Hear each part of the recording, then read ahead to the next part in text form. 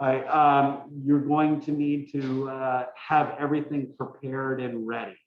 So that's kind of what I'm going to do. I'm going to just start banging out prep. I'm going to show you what, I'm going to, let's see, I guess kind of do it all kind of together, because most of the recipes, both of them have garlic, both of them have onions, both of them have bell peppers, I think. So I'm going to just kind of start cutting and mise en placing together. But remember, guys, when you cut this vegetables, you need to make sure it's thin enough because we're not blanching the vegetables off, we're cooking it right in the stovetop, right? So you want to make sure that everything is completely done on the stove, so that the vegetables shouldn't be really thick or big and chunky. It should be able to you should be able to cook it by just on the stove. Okay, so I am just going to bang out all of this prep that we have right here. Any questions so far? Yes, no, maybe so. All right then. I don't have a wok. I guess I'll use. Could you say that again? I didn't hear you. No, I just saying I don't have a wok, but I'll use one of my Oh, you don't need a wok. You Yeah. don't need a wok. And I will do I'll do one without a wok and just a pan. As long as you have like I would say, here, let me get the different pans.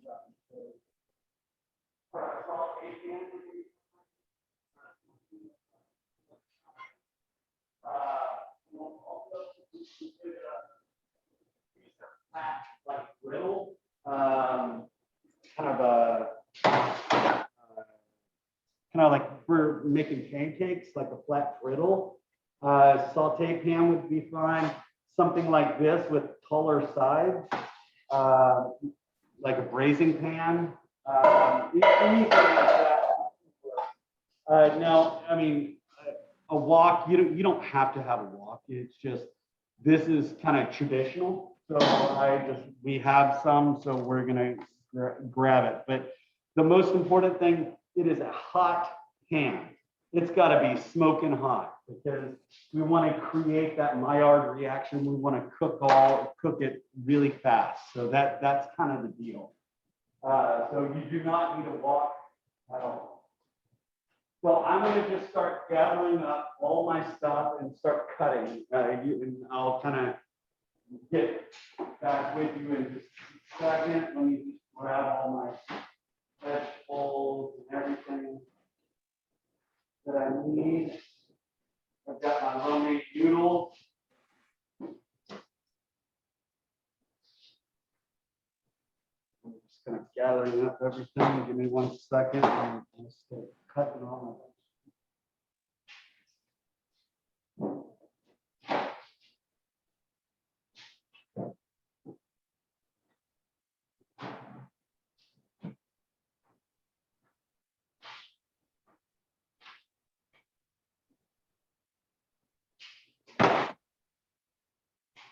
Again, if your video is not on, you have to text me a picture of you doing something to get credit or some credit for today. I've got to see you doing something today.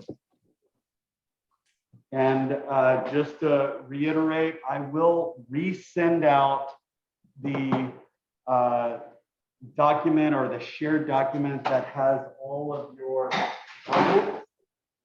from your photos. I will resend that out this afternoon. Get my knife out. We're just going to start banging out prep. There's nothing to do until all this is prepped out.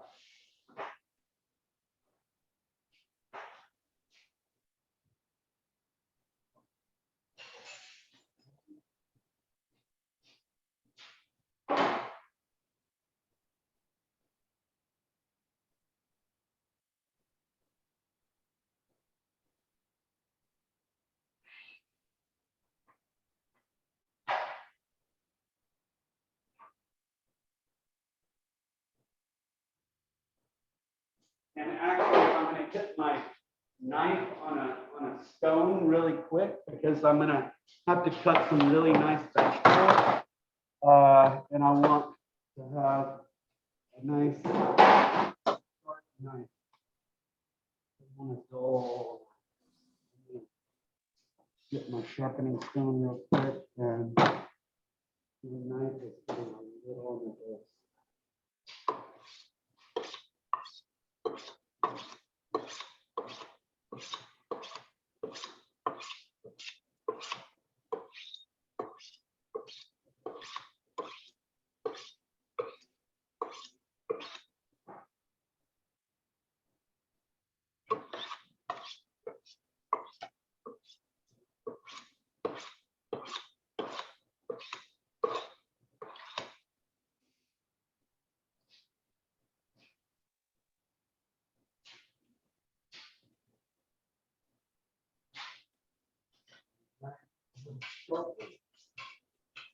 Cut all my vegetables nicer.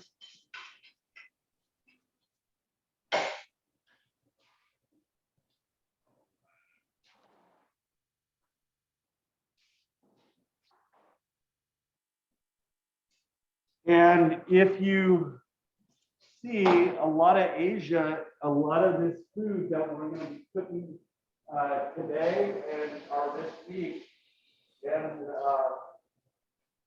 next week is going to be on your final exam, final cooking exam.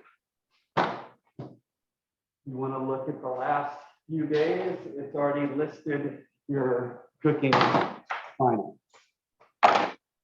All right, so I'm going to just start cutting all this stuff up. We got garlic, onions. I'm going to wait on my garlic because I don't want to have to cut up or clean off a new cutting board. So I'm going to just start cutting the onions.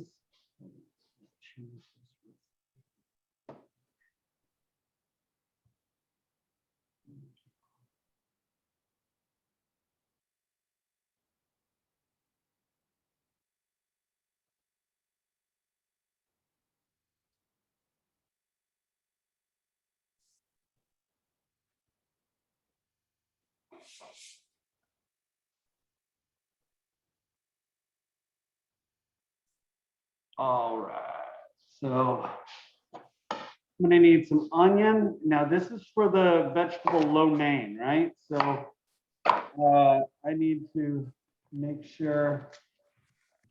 What's up, man? You haven't seen any lettuce for say DLT anywhere, have you? But I haven't. Maybe an iceberg bid, anything? I haven't. No, I haven't looked anywhere, but I haven't seen any. Anybody in the back? Yeah, she's having bacon. Okay, yeah, no, I haven't seen any. I'm sorry, bro.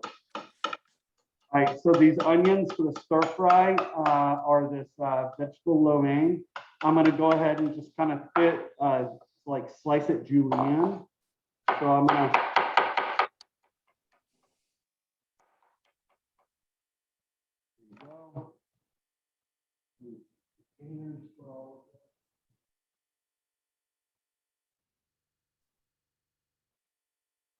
If you've ever been to a place that cooks Asian food or stir fry or any of that sort of stuff, everything, I mean, like the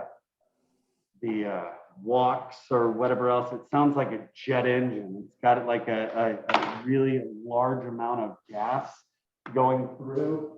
And that's to where you can have nice cook to it.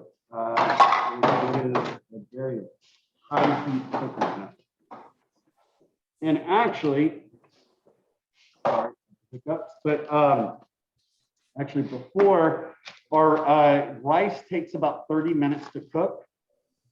So I'm gonna kind of whenever I get close, I can start kind of cooking my rice. But right now, I'm gonna just go ahead and bang out all the prep.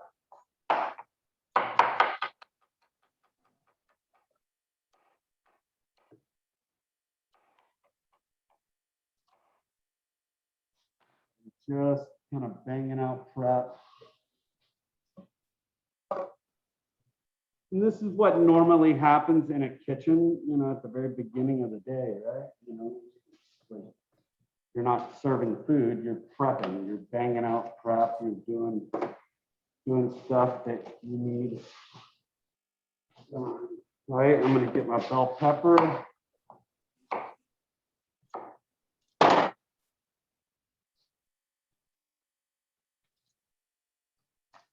Take the seeds out, take this white membrane or this little rib out, because that tends to be bitter. And if you haven't already, I have already rinsed off my bell pepper or all my vegetables. So if you have not rinsed them off, I would rinse them off, clean them.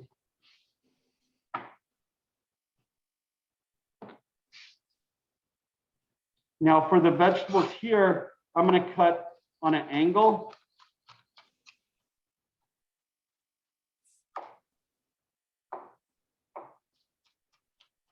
Just to give it a little more surface area, a little length, just so where it's easy to pick up with a chopsticks.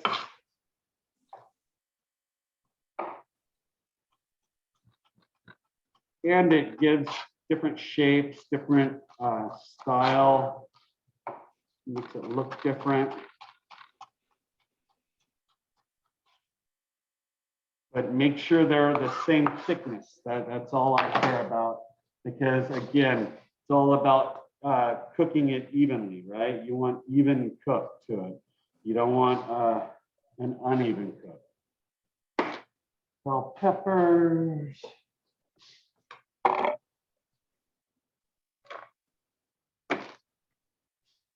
We've got some mushrooms we need to cut up. Cleaning off my cutting board after I'm done, because I don't want to punch celery. And if you haven't cleaned your celery, make sure you clean it. Like any of these ends, any of this scrap right here of the celery, you can use it as vegetable stock. You can use it for mirepoix, whatever else. All right, now for the celery, I don't know if you can see, but I'm gonna kind of angle it like this. And I have something like this, easy to grab with a chopstick. So it's on a hard bias or angle.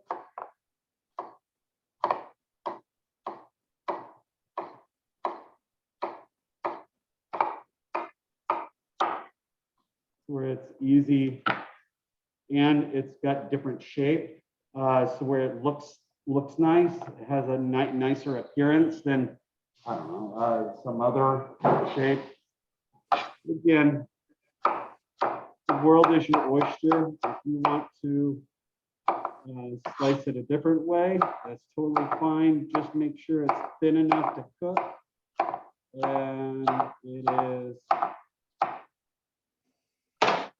the same, whatever it is, the same, however you cut it, it needs to be the same shape of whatever it is. You don't want it to, celery to be different shapes.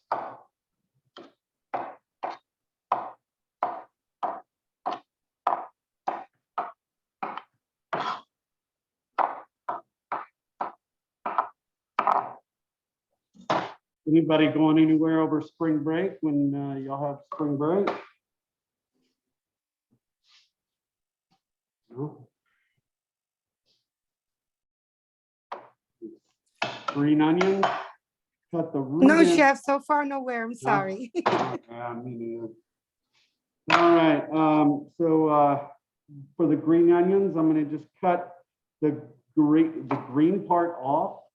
I'm gonna save the green part for a second, and I'm gonna deal with the white part. So the white part, I'm gonna just cut into small little thin rounds.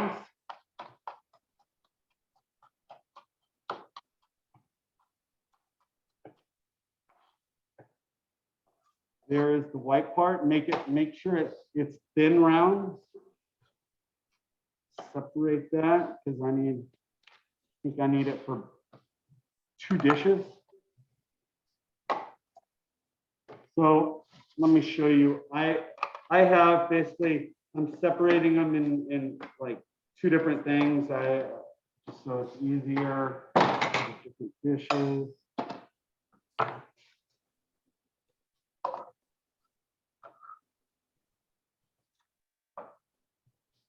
Now for the green part is going to be for garnish.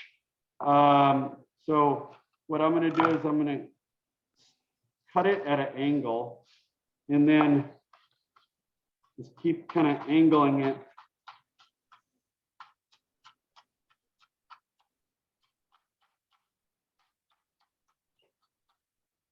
And you can kind of see what it looks like. Just kind of a hard bias, just to give it some kind of width, some coverage, because this is going to be for garnish. So the green onion is going to be, the green part is for the garnish.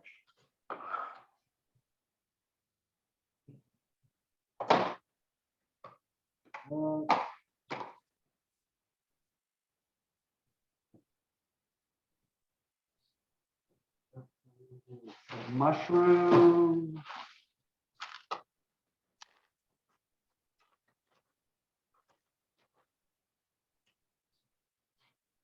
Now for these mushrooms, you do not want to cut the tip, cut the root, cut this off. You want to pull it off.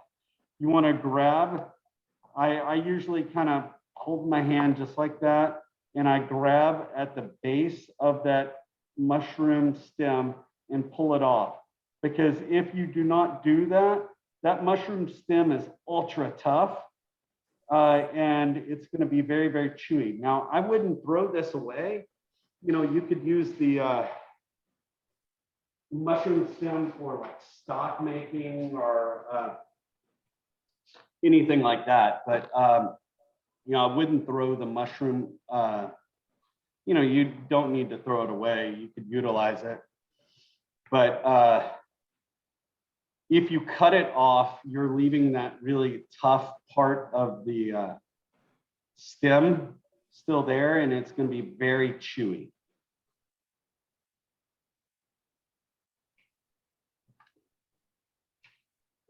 So I'm going to save this because I think we're going to have a soup or something in the next day or so. I could use that for the soup.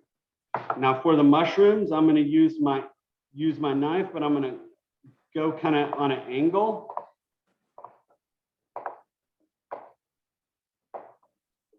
So where I have, when you go with the angle, let me show you if I go straight.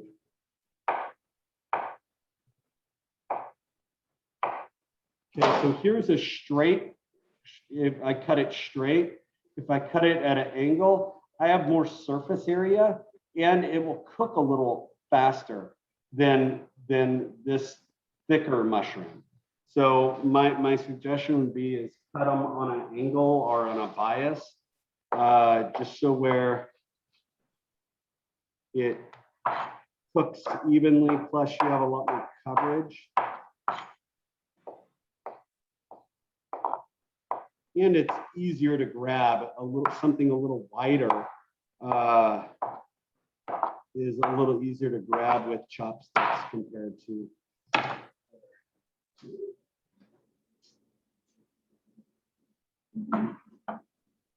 If it's too loud for y'all, I just had to turn on the vent fans. If you can't hear me, let me know.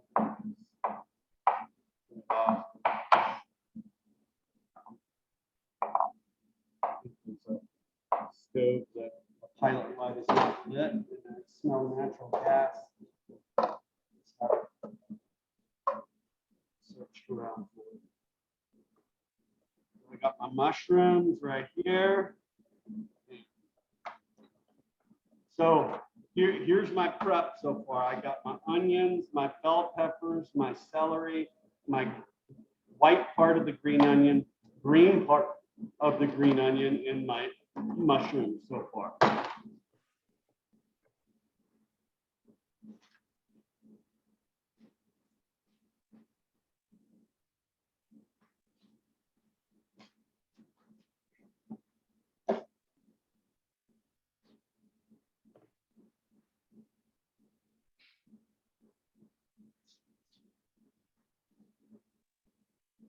For the carrot, we're gonna peel it. Fine.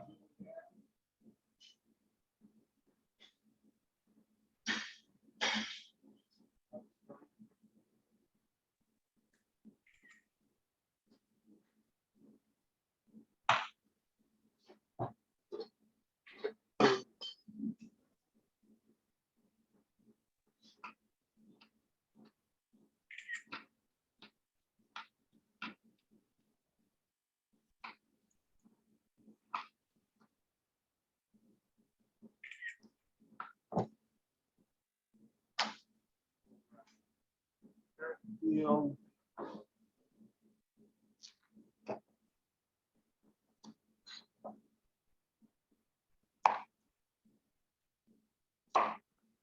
Square this up.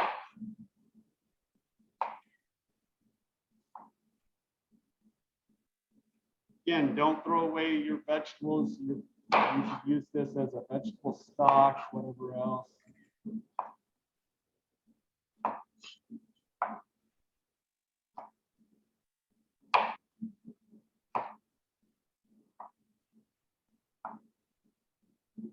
And I can cut all of this on the same cutting board because they're all vegetables and I'm not making a mess so far. You know, the garlic and the ginger I'm waiting on for the kind of the very last thing. Asian cooking, you do work on your knife skills. You do work on your knife skills because all of this needs to look nice, look sexy, should not look ugly. And it's all very dainty cooking. It should look be small. It should not be big. Again, remember, you're eating it with chopsticks.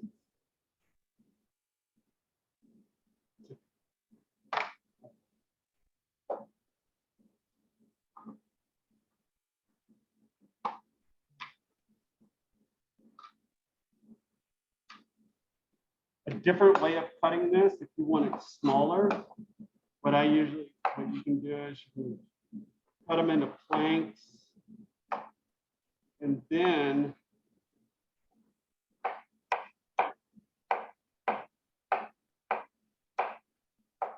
cut it like that. You know, there's many different ways of cutting the carrot, however you see fit. Again, remember, make sure it's going to be cooked, not too thick. All right, so I've got my carrots done. So I've got, hold on. Red bells, mushroom. I need some cabbage. I think we're just going to use regular cabbage. Could be bok choy. It could be, you know, other types of Asian style cabbages. Just do regular old cabbage.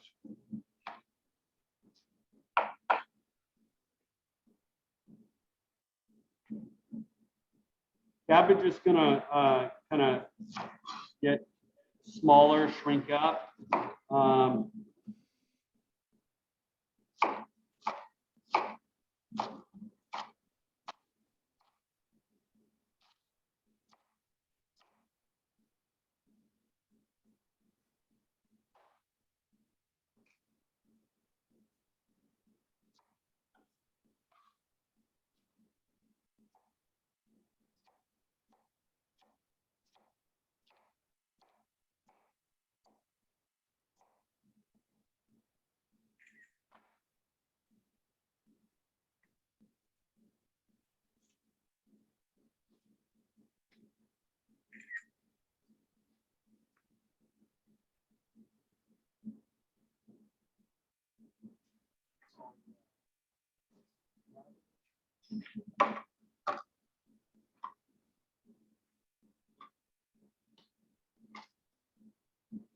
Again, here's all my prep right here. I've got my onions, my green, or the white part of the green onion, the green part, the red bell pepper, celery, shrooms, cabbage, carrots so far. Clean off my station because the cabbage. Hey, Chef. Yes, ma'am. I'm gonna have to switch platforms real quick because I can barely hear you on my laptop. Heard that. And if I need to speak up, maybe it might be my problem. I don't know. Let me know.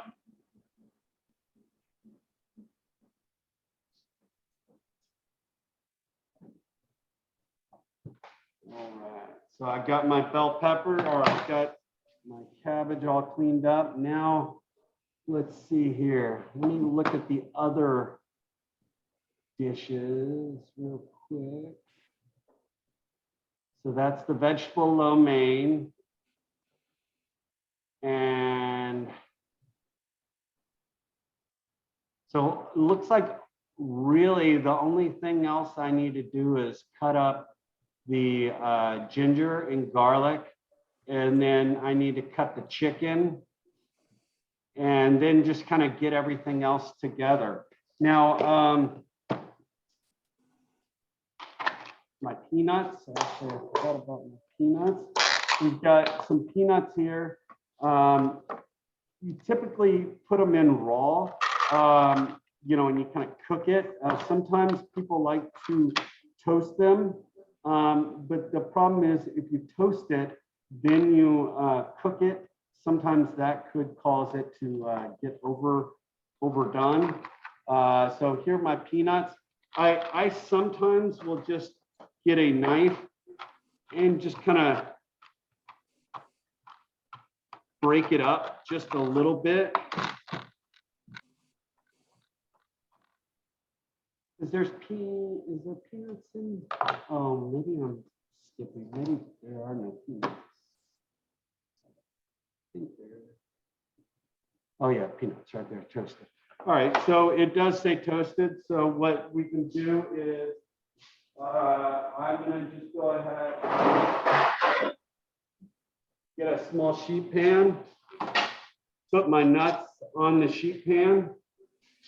Maybe if we're gonna toast it, maybe don't chop it up at first.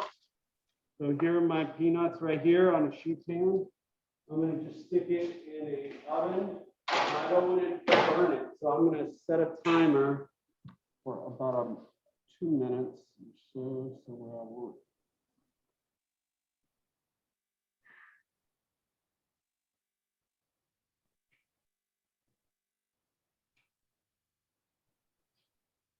Check it in a few minutes. Okay, so I've got my peanuts toasting. I need the garlic and ginger.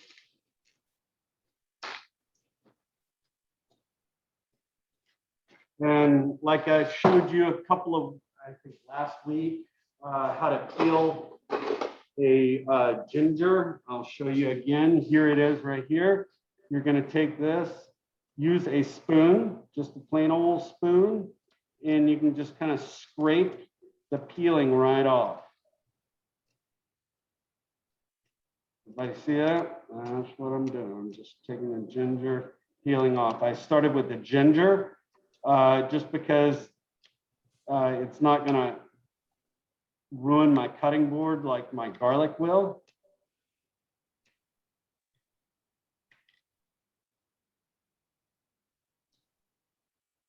For me, the garlic is going to be the very last thing to do.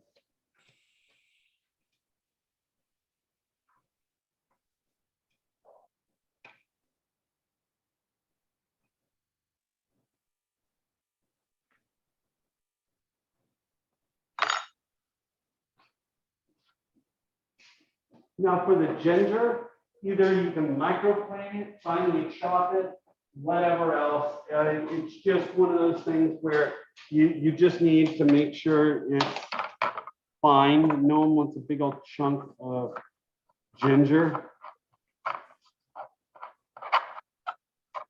And I just got my microplane. I'm gonna just microplane it. Somebody's gonna see right here. That's what it looks like. Put my ginger in here.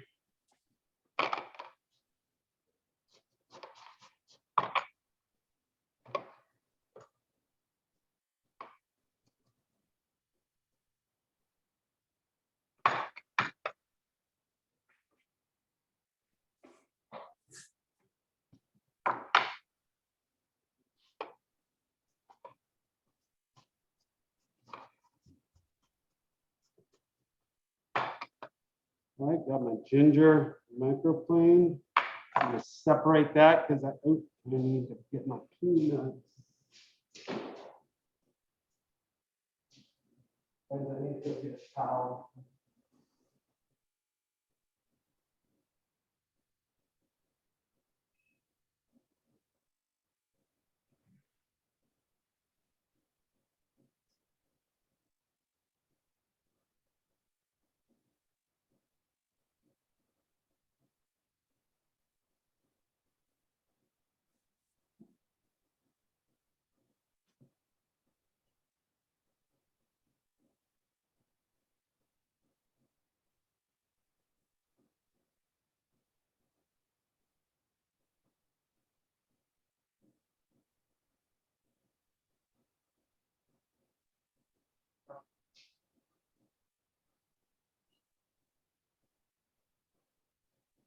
Peanuts.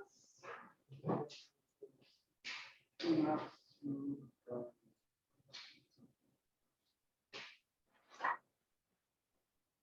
Like my suggestion, please don't put your peanuts right into a plastic container or anything like that.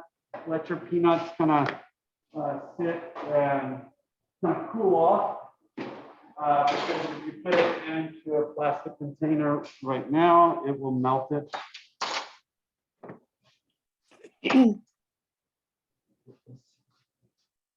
All right, so ginger I need to separate because I need two.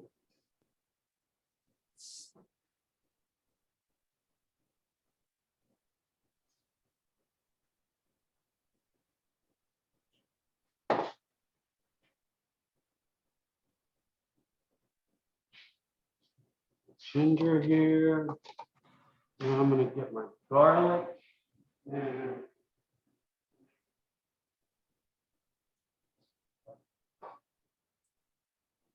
chop up.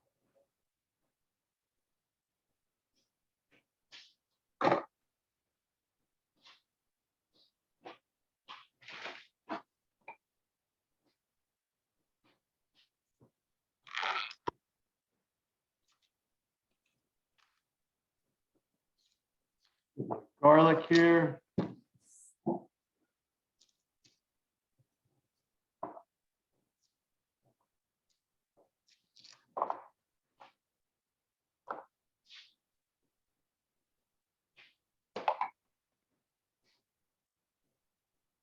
Now, you don't need to microplane your garlic. I'm gonna just cut my garlic up.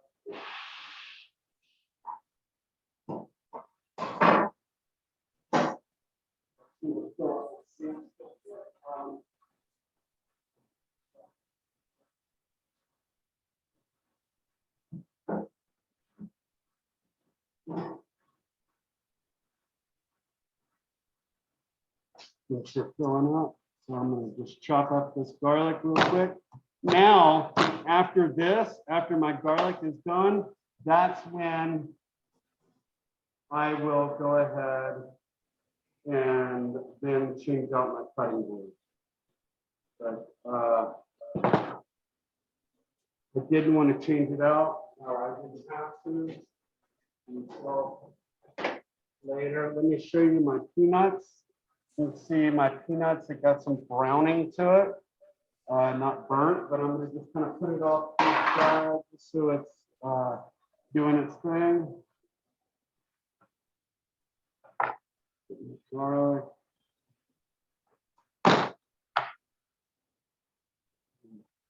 Mashed potato. Some good cloves of garlic. So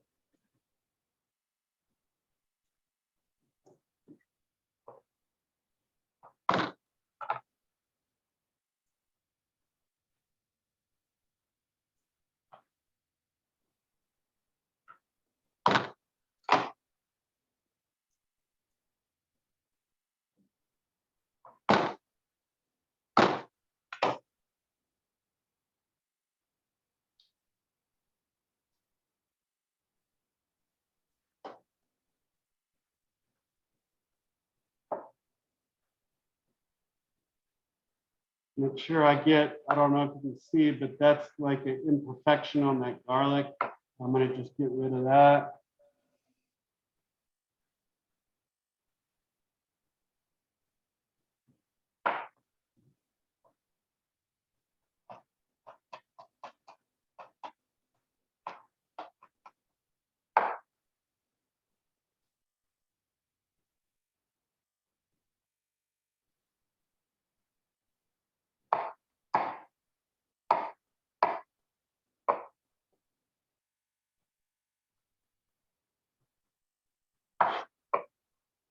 Want to finely chop it. Very, very fine. We do not want any big chunks of garlic.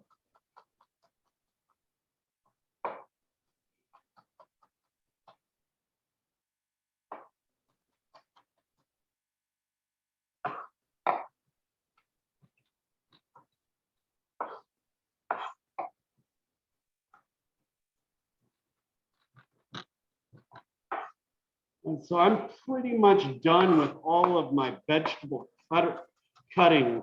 I'm gonna have to just maybe give it a once over, make sure that I've got all my vegetables cut.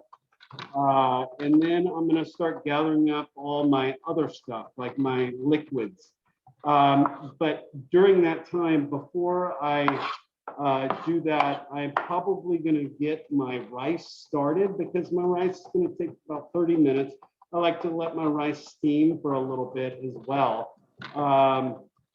So I might go ahead and start to make my rice, but I'll look at the time and see once I get this done and the other things.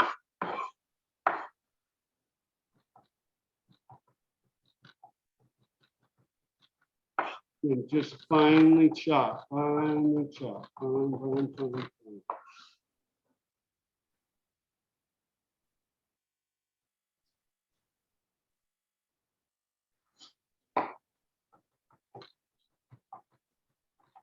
No one wants a big chunk of garlic.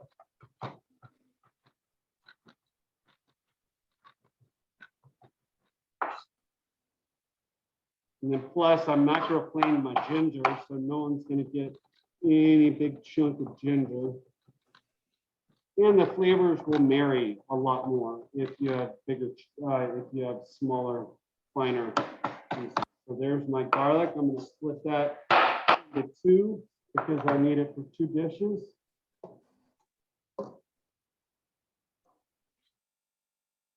You can leave it in one, but sometimes people actually put too much in. But there's my garlic. Bada bing, bada boom. Now I'm going to go ahead and get rid of the cutting board.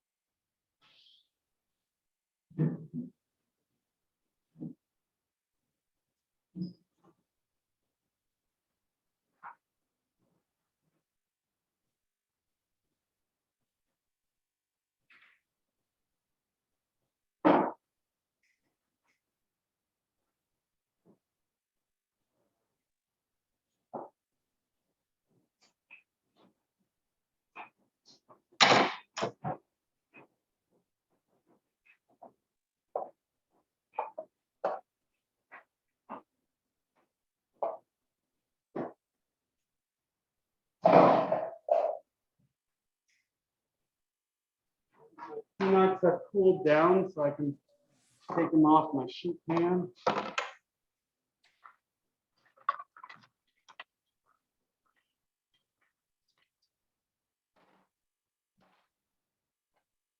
Peanuts are there.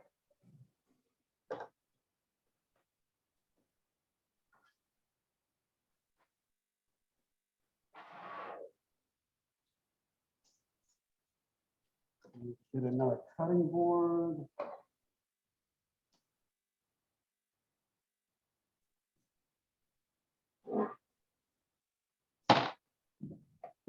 All right, so let's kind of go over this so far. I've got, oh, I did not get my bird's eye chili. Here are my dried chilies right here. So I'll get a couple of these guys. There you go. Depending on, and that's up to you. Depending on how the spiciness factor, it's up to you. So I've got a few. I'm not a big spice fan, but you know, I'm gonna go find out the people that I usually give my food to. I'm gonna ask them if they like it spicy or not, and I can find out what they want. So I've got here is all my mise en place right here. You can kind of look at it all so far. Move it off to the side. We need to, let's see, I've got my canola oil. I'm going to just leave into a container right here. Let's see, I need to.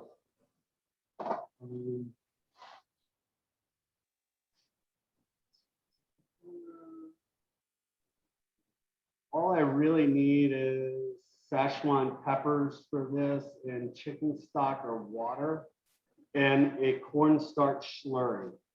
So I'm gonna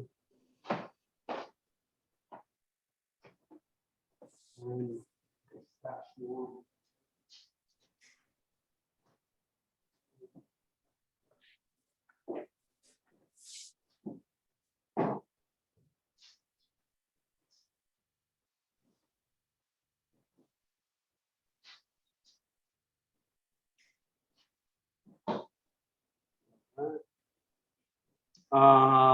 Cornstarch.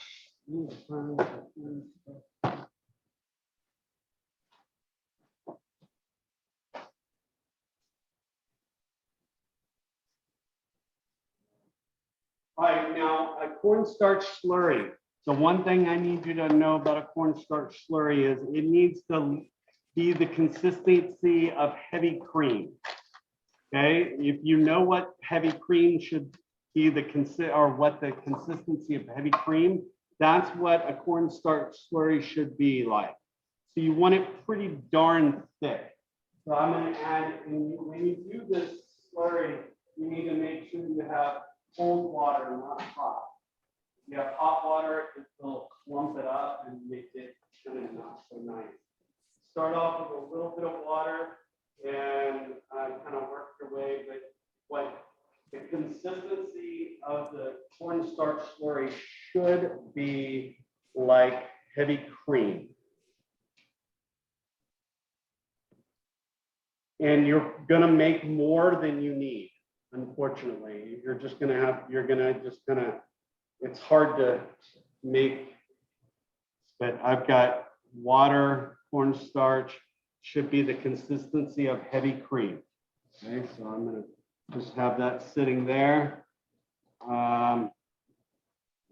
So that's my cornstarch slurry. Again, I'm just gathering up everything. Everything needs to be ready on the ready. Soy sauce. Let's see.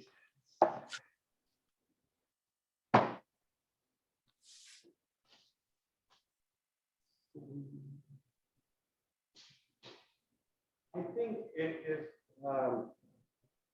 I think they might have mislabeled this. I think it says teriyaki, but it should be soy, and it is soy sauce. So if you got anything from the school, if it says teriyaki, it means it's soy. Okay, so I got the soy sauce, sesame oil right there. Now the fish sauce, I don't know if you need it for this dish. But no matter what, fish sauce, you need to be very careful. Whatever the amount of fish sauce it says, do it by half. Never use all that fish sauce.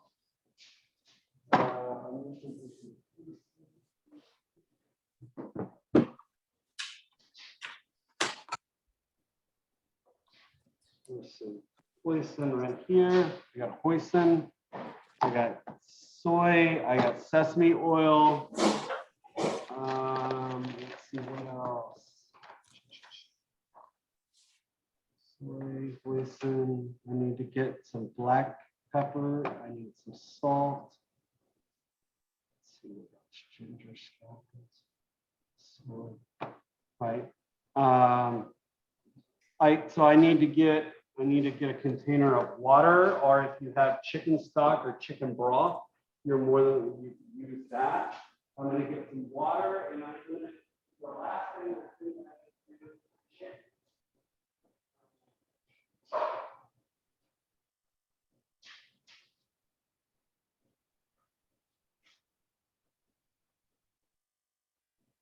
Got a little water right here.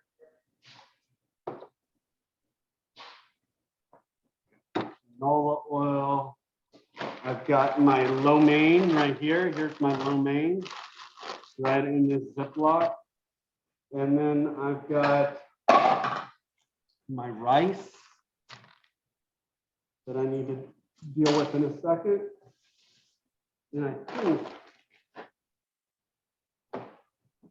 that's all I need. So I'm gonna get rid of all the other stuff.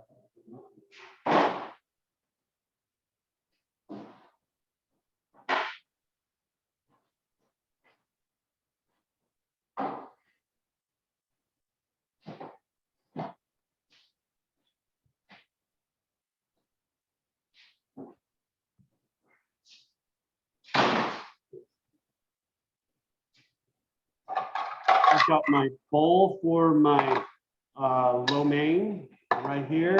I've got my bowl for my Kung Pao chicken, and I've got a little bowl for rice if I need it. So I've got my serving utensils or serving devices staged up.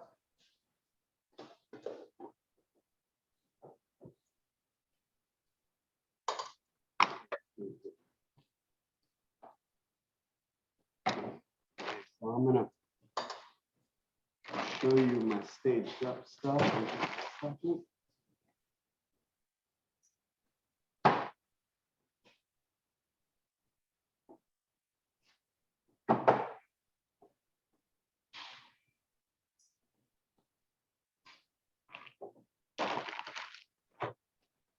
At this point, I am gonna go ahead before I cook my chicken.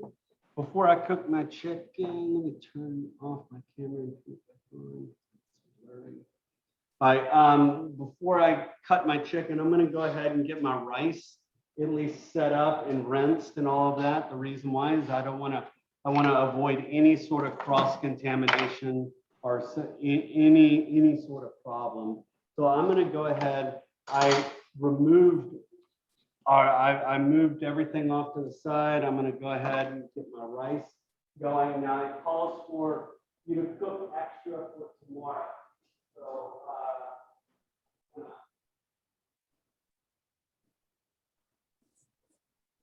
don't know how much rice I can do, but maybe a total of a cup. Because a cup.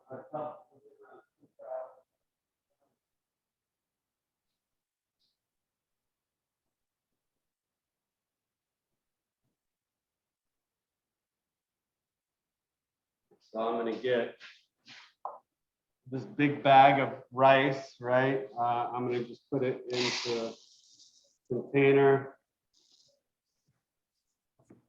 Just like so. So that's, I'm gonna do, so this rice, and then you need this amount of, whatever the amount of rice is, times 2. So I'm gonna There's where my rice is, right there with that black mark. Right, I need to do ×2 by water, so I'm gonna dump my rice. Start filling up this container ×2 with water. Already have chicken stock. Normally, in Asian cooking, it's usually water, not chicken stock.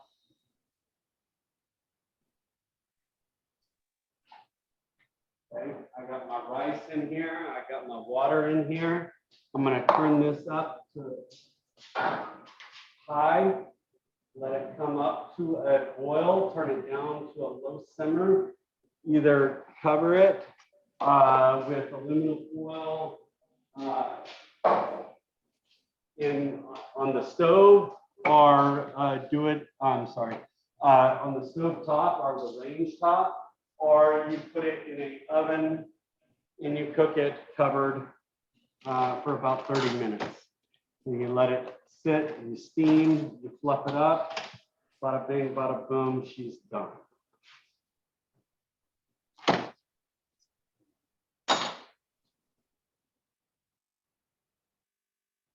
Oops.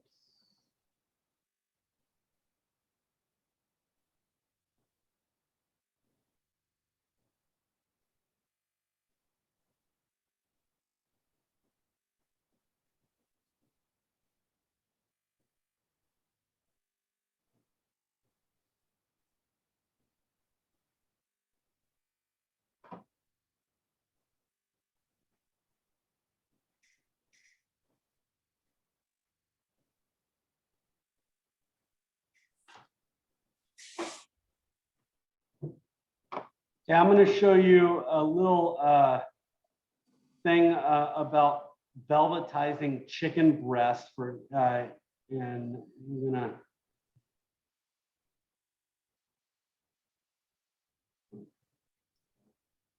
We're going to get our chicken and we're going to velvetize it by our velveting chicken breast, and you're going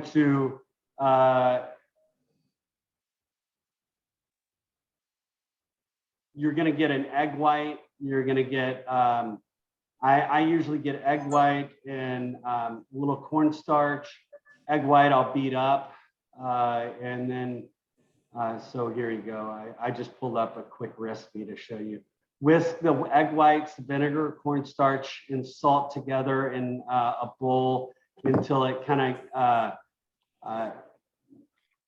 of maintains a kind of a consistency, and I'll show you. You're going to add your chicken, you're going to wrap and let it sit. So, and I'm going to do that because I'm going to let it sit about the same time as my chicken is going to be, or as my rice is going to be cooking. So I'm going to get my, get that chicken.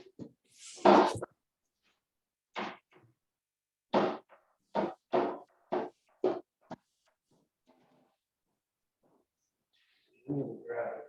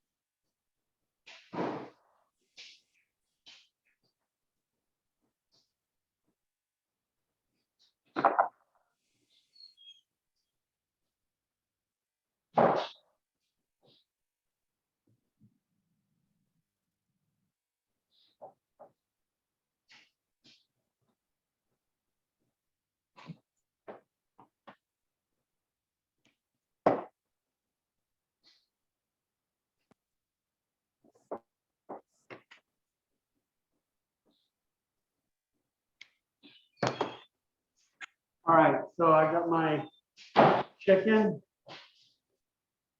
Hold on, I'm gonna make sure my headphones are working. Yeah. Okay, so my chicken, I'm gonna cut up in just a second.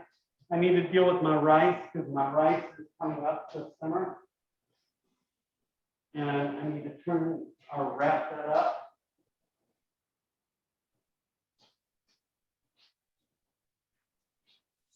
Now, velvetize, and I don't know, did Chef Pablo talk about velvetizing the chicken? Did you talk about that?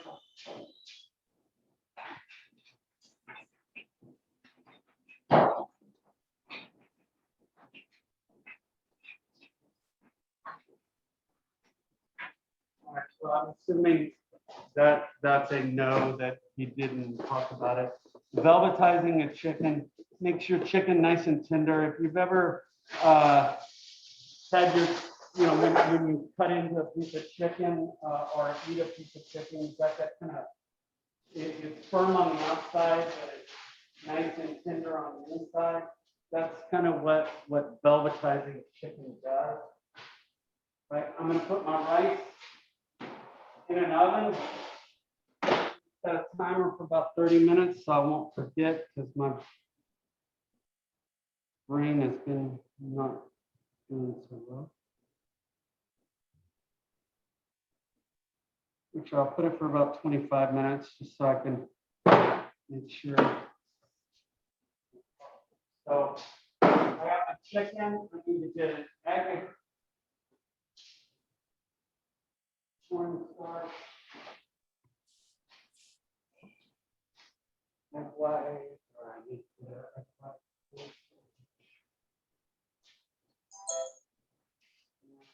A little bit of vinegar. Okay. The acid helps break it down.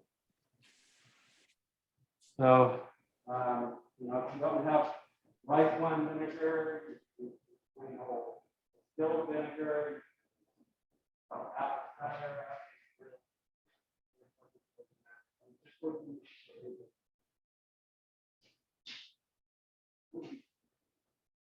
Vinegars over here. So,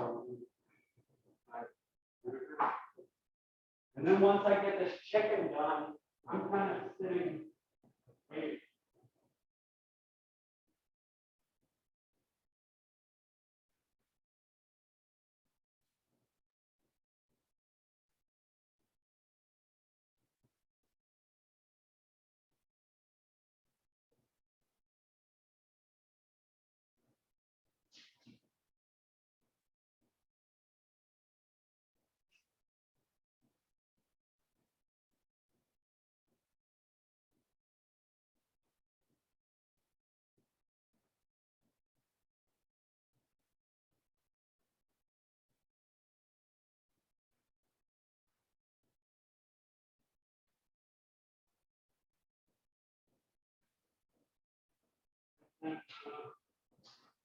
Pretty much squared up. I'm gonna cut up my chicken in a minute. I'm gonna whisk up.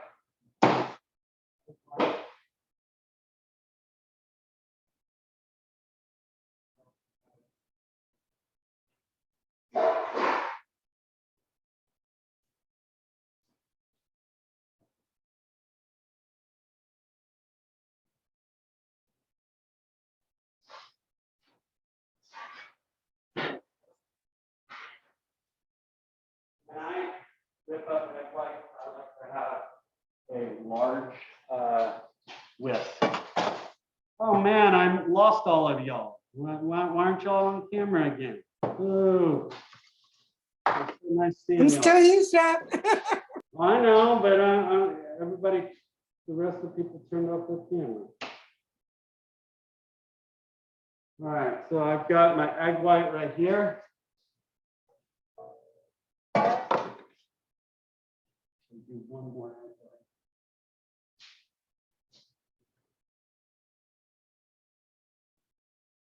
white.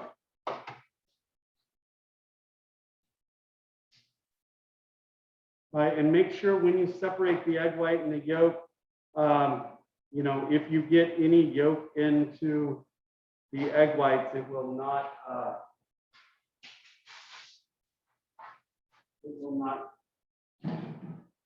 beat up. So I got my egg white. Oh, egg whites are in my bowl. I'm going to start beating up my egg white.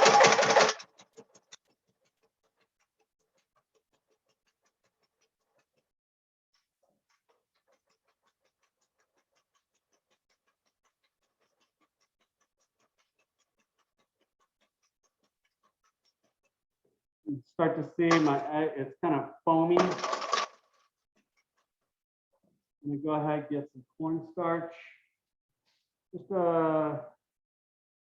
this is about a tablespoon.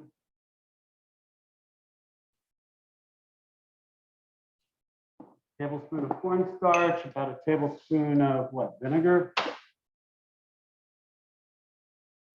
And some salt. And then I'll put my chicken in there.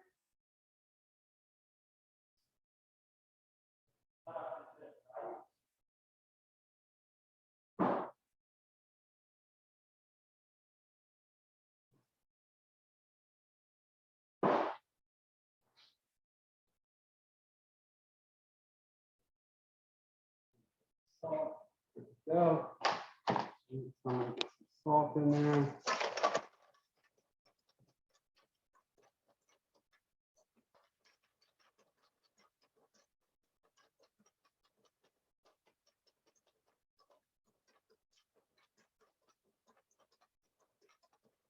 Hey, here it is. See, it's kind of foamy. Now I'm gonna just go ahead, cut up my chicken. My chicken, here, let me show you. Here we go. I'm gonna make sure I get any of that fat off.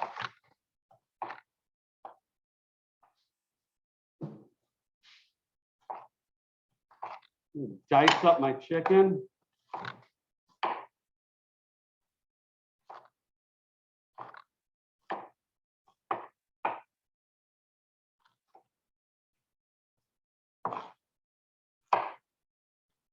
My chicken is diced up.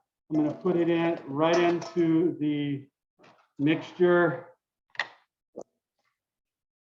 This right here, it's the cornstarch, egg whites, salt, vinegar,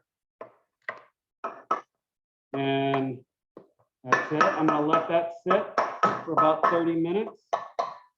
Then I'll take it and I'll cook it. I'm going to get my cutting board cleaned up. I'm going to wipe down my station because I have chicken on my station. I'm going to get rid of everything. I don't need really anything else at my station anymore, just because I've gotten all my prep is done.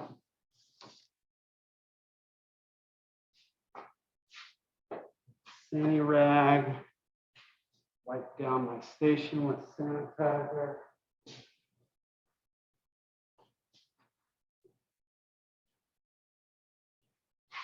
So everything, I'm gonna go through all my mise en place one more time in a few minutes. And I think everything is mise en place up. I've got my station sanitized and wiped down. Right.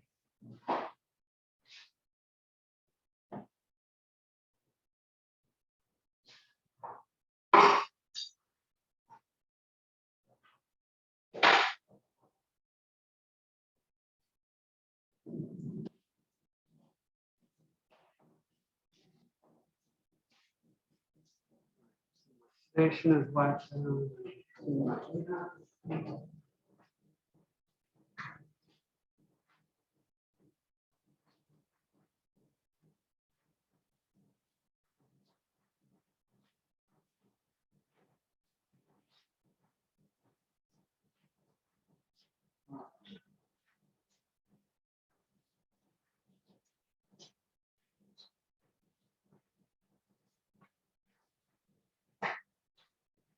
Right, so my chicken is velvetizing. Now, my personal opinion, guys, for this,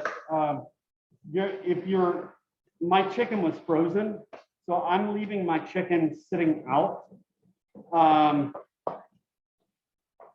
If your chicken's not frozen or if it's fine, I would put it back in the fridge. Mine was just frozen and I'm just trying to make sure it falls out. in time. So I've got my bowls of anything I need right here. Let me go to the recipes. All right, so we've got canola oil. I've got red pepper. Oh, the Szechuan pepper. Guys, I'm gonna run use the restroom real quick as well, so I will be right back. Give me 5 minutes. I'll get Szechuan peppers and use the restroom, and I'll be right back.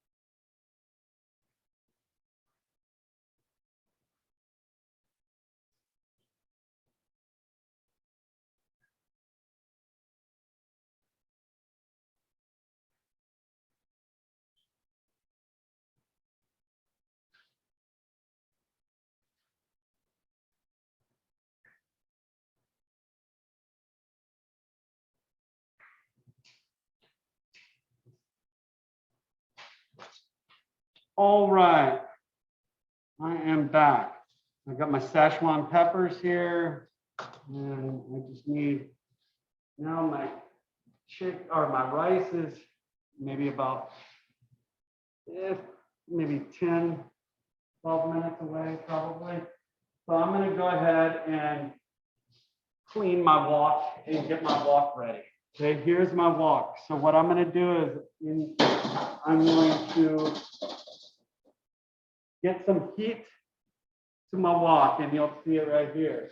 So I just turned on the heat. I'm gonna put some canola oil in it. And I'm gonna put salt, coarse kosher salt. I'm gonna just kind of scrub it down with this salt and this oil, just to kind of clean the grill. I'm using the salt as an abrasive. And I'm gonna just kind of, or I said grill, but I meant the wok. But I'm gonna use that to clean my wok. And I'm gonna just go ahead. Now, this is something you might not need to do. A lot of, if you do have a wok, most of the home style woks are non-stick. Non-stick wok, right? This is the one that's just a metal, just a very fine or thin metal. Sometimes it's aluminum.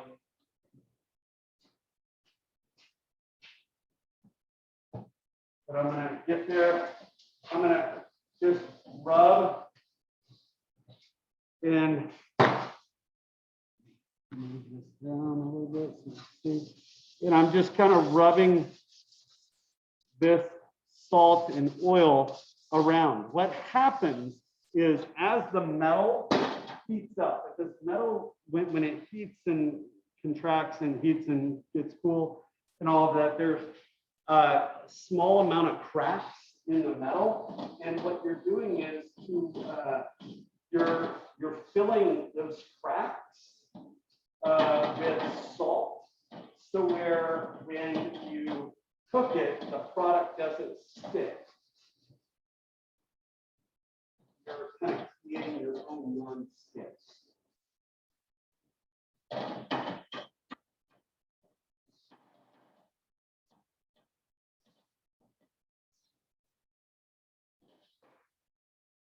You can kind of see right here. I'm going to take this.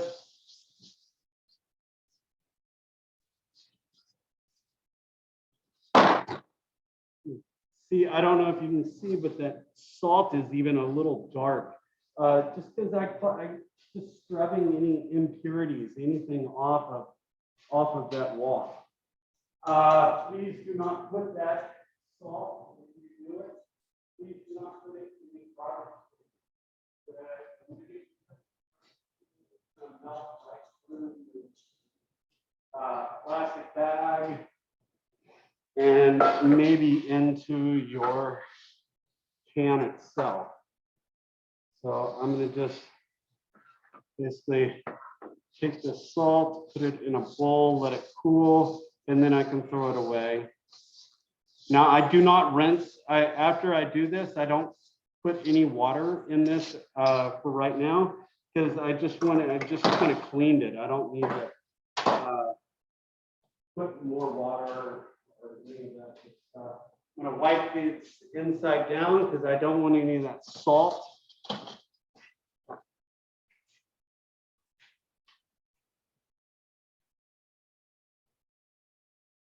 You can see how shiny that is now. It was really dull, and now it's all shiny and clean. So I'm gonna just kind of leave that sitting right over there.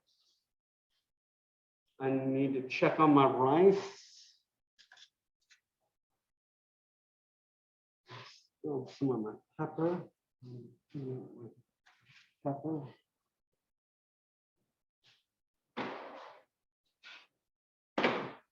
Check on this rice. See it right there. Check.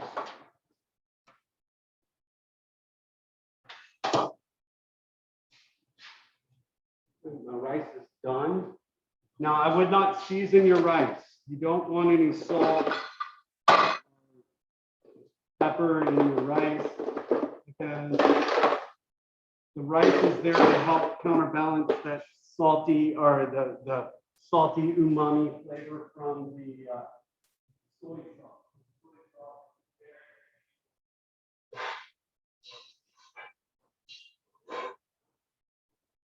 Not too salty. And so here's my rice. I'm going to take a fork, fluff it up, let that, I'm going to just let that kind of steam off to the side and just keep that warm. There we go.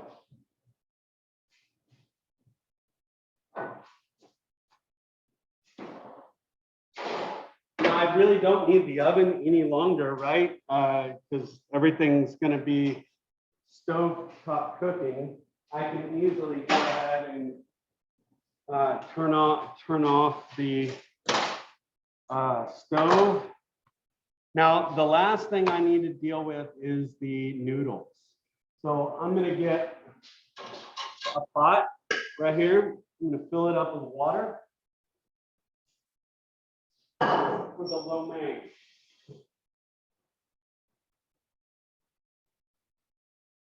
Now, depending on if you picked up stuff from the school, you got fresh lo mein noodles.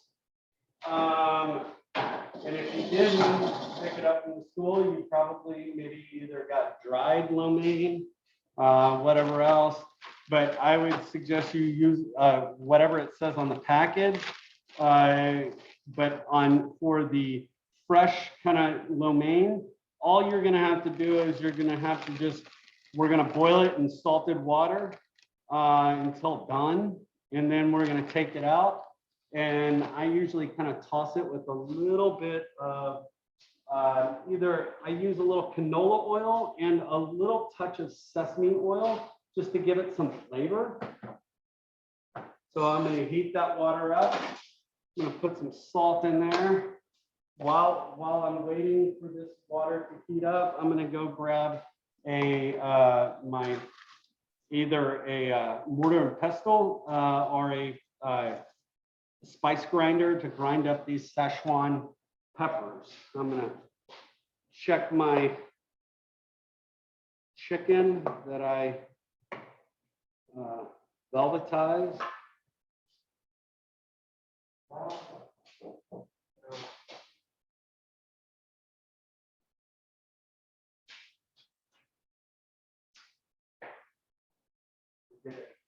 Grinder. Hold on.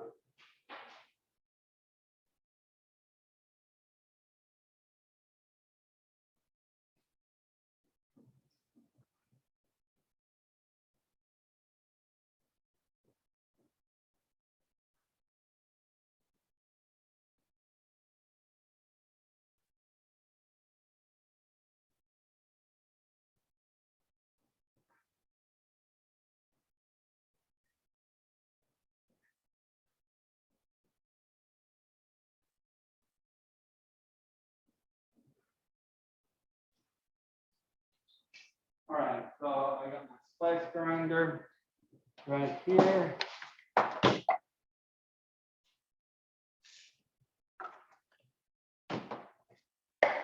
like to see people on camera. Turn your cameras on so I can see y'all. All right, so I'm going to grind up this Szechuan pepper real quick. If you don't have a spice grinder, you can use a back of a pan to try to break it up.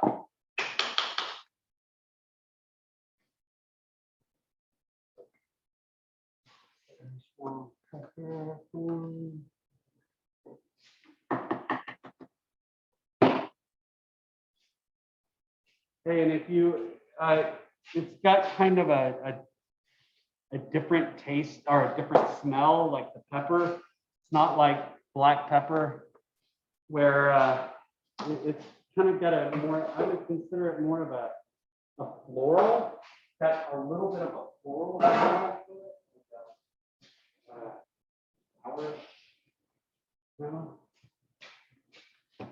So let me show you. Here is all my prep right there. So I've got my vegetables, I got my oil, I got my hoisin, my soy sauce. I've got everything squared up right there. So now, honestly, I'm waiting for my water to come up to a boil. And then once my water comes up to a boil, I can start cooking everything. Because everything else, I've got everything staged up, ready to go.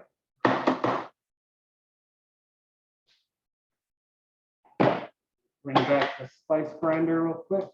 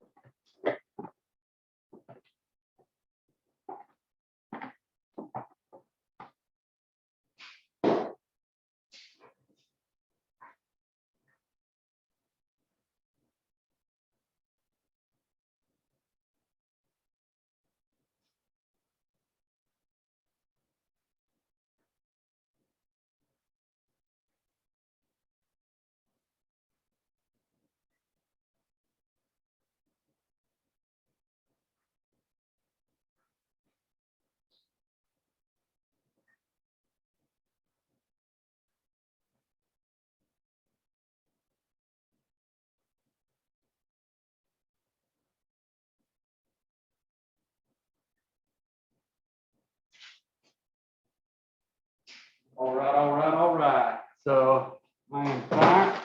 So now I'm just waiting for my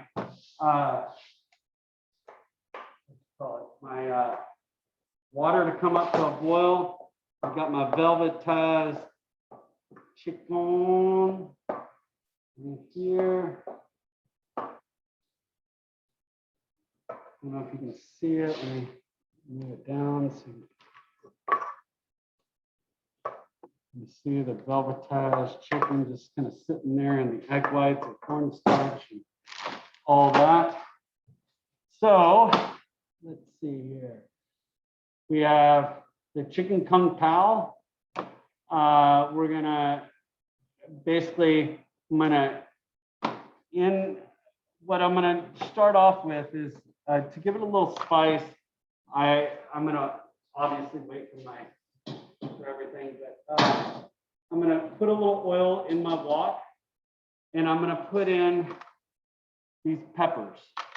Okay, I'm gonna kind of heat up those peppers and kind of infuse some of that pepper oil into, or the pepper oil into the oil itself.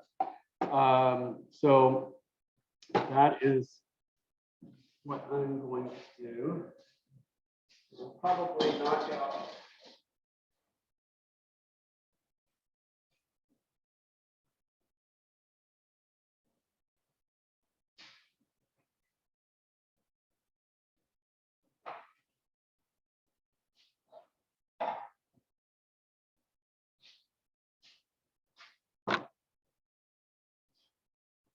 All right, so I'm going to probably gather up everything for the chicken first, and then I'll do the lo mein after that. So, okay, so I've got my dried peppers. I'm getting everything kind of set up. Bang this stuff out. Scallions, that's my green onions.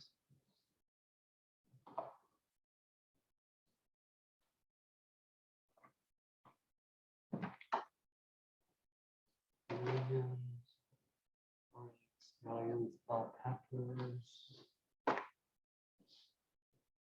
Onions in this one? No onions. We've got peanuts. Ginger, ginger milk, ginger garlic, peanuts, Szechuan pepper, soy sauce. I'm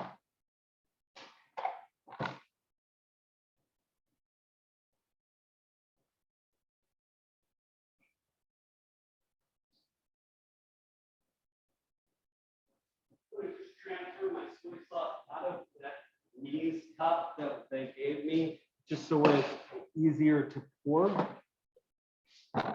Myself.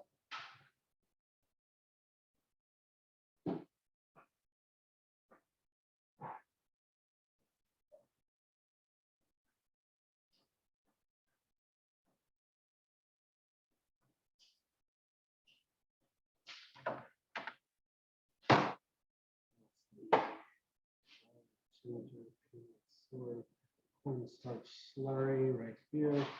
I made that cornstarch slurry earlier, and so it might need to be mixed up because the cornstarch as it sits is kind of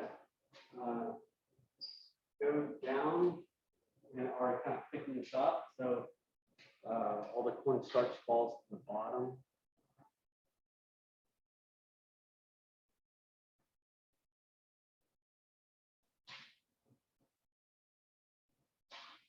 Got that cornstarch.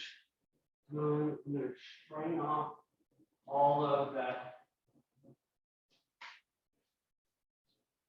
volatile liquid. With the strainer.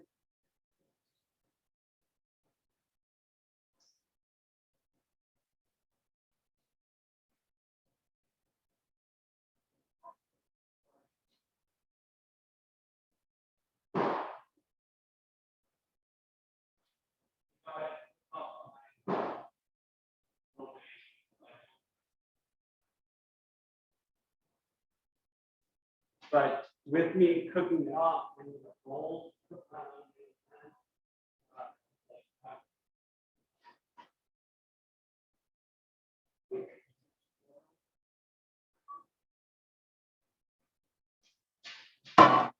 so here's my lo mein noodles right here in the Ziploc bag.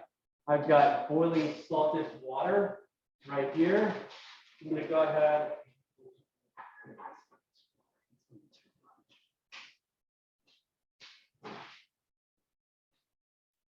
Poured out a little of that water. Got it, and put in my lo mein, let it cook. Once it's done, I'll take it out.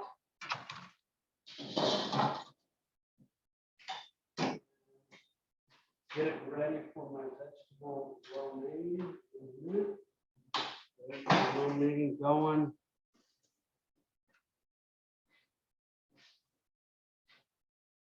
Here's my chicken right here, my velvetized chicken.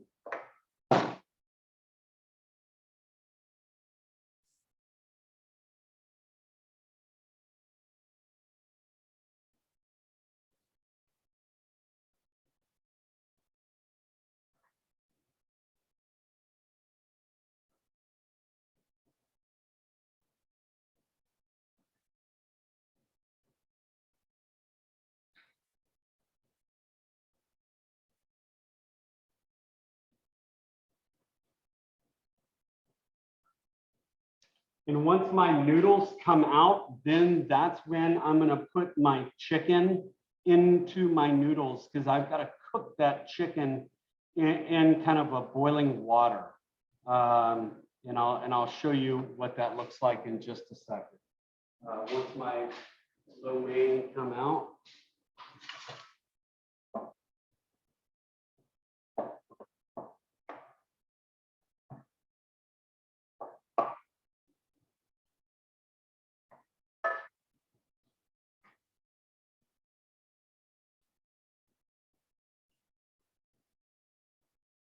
Okay, and only way you know that the lo mein is ready is by testing it or tasting it, making sure that it's not underdone.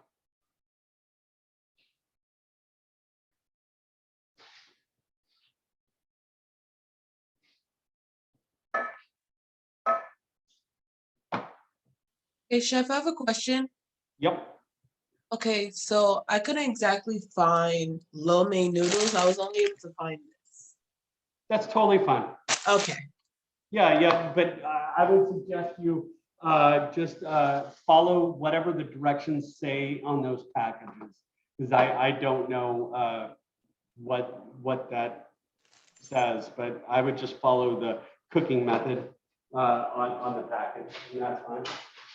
Yeah, chef, thank you. Cool, thank you. So I've got my noodles cooking. And you want to have those cooked ahead of time, kind of sitting off to the side, because again, we're not going, we want, this is all fast cooking. And then I've got my velvetized chicken right here. Excuse me, I got the hiccups. Once I get my chicken, or I'm sorry, pasta out of the water, then I'm gonna drop my chicken into that water with the marinade, with all of it. I'm gonna just kind of dump it all in and let it cook for about a minute. And then I'm gonna take my chicken out and pull it out and just let it sit. This helps, basically cooks the chicken a little bit, so where you don't have raw chicken or you're not serving any raw product. This kind of helps out. And so where you can get a nice Maillard reaction or a browning on the outside. Here, I think I stopped sharing that. So let me go back. Share the screen. And I just pulled up something. This is for velvetizing chicken. So you whisk up egg whites, vinegar in a bowl until smooth. You add it and you refrigerate it for about 30 minutes. You bring water and oil to a boiling pot over heat. Reduce the heat to a medium. You're gonna, did I say oil? Oil to a boil. And I'm not gonna, we can put just a little bit of oil in there if you want to, into the water after you take out your pasta, because I'm gonna use the same pasta water as I'm gonna cook my chicken. And we're just gonna cook it until just cook it for about a minute, and you're gonna strain off the excess liquid. You're gonna set it aside, and you just don't want the chicken to be raw. Because this will help quickly cook. Because again, stir fry is kind of a a la menu, very fast, very quick, kind of a deal. Here's my noodle. I'm gonna check it. It's still kind of white on the inside of it. So that tells me it still needs to be cooked longer. So I'm gonna let it go. A couple more minutes. I'm gonna go check on my rice. Make sure it's all warm. I got nice warm steamy rice right there. I'm gonna keep that. I'm just keeping this in the oven and it's turned off. My oven's turned off, so I really doesn't really matter. So I'm just kind of waiting for my noodles to be done. And once my noodles are done, I'll take it out. I can shock those noodles in ice water, toss it with a little bit of oil. I use, instead of canola oil, I like to use a little bit of sesame oil. Adds a little flavor. And that's it. But I'm just kind of waiting on my pasta. And I'm going to use that pasta water is when to cook my chicken after it's been sitting velvetized or velvetized.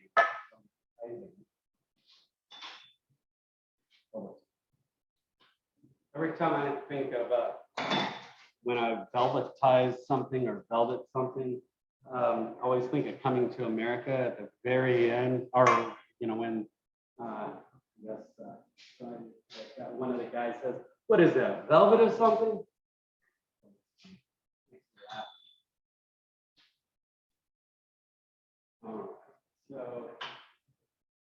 So pasta there. Bada bing, bada boom. Kind of in a holding pattern for a minute. My pasta, I'm waiting for my pasta to be done.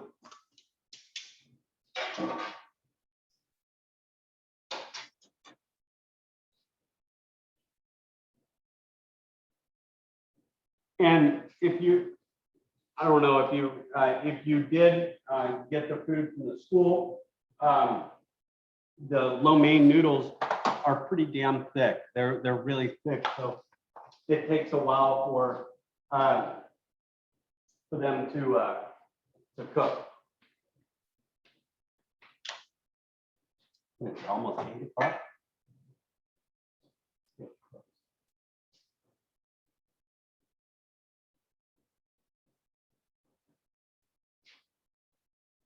It's just kind of waiting. Game.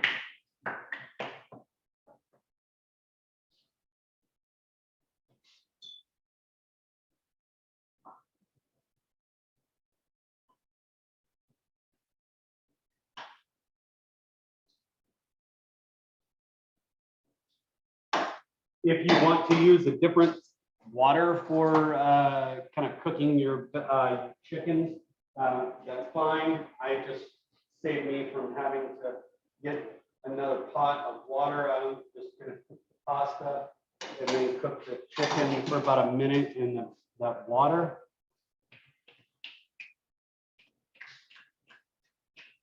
All right, while I'm doing that, I'm going to go ahead. I'm going to turn on my wok.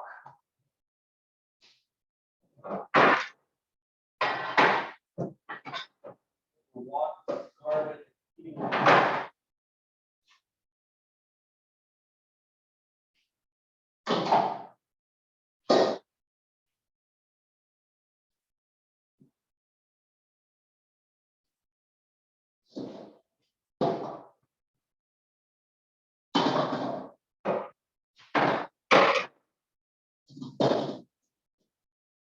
All right, so my pasta is done. I'm going to take it out.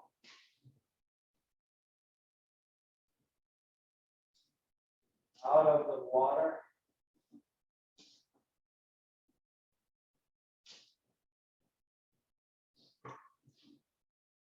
A little bit.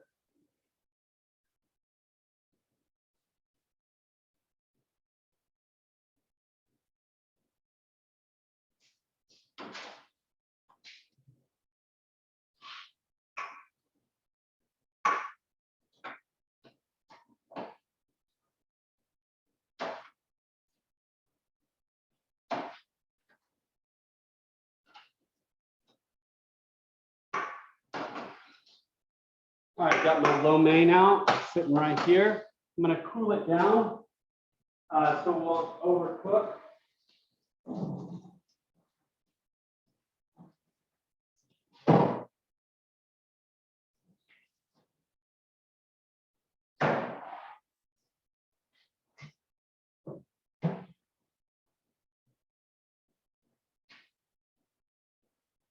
Pasta right here.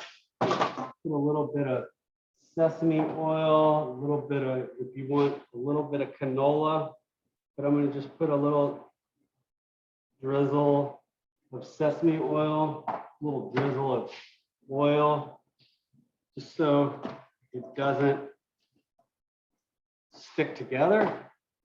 There we go. Got that off to the side. Now I'm going to go ahead and velvetize my chicken. So my chicken has been sitting in cornstarch, vinegar, salt, and egg white that I've heat up the egg white. Now I've got boiling water, and I can put in just a skosh of that oil, canola oil if you want it. And I'm going to take this chicken, I'm going to take it and I'm going to put it into water that is sitting. Let that sit for about a minute. Take that out. and then we'll lay it out. And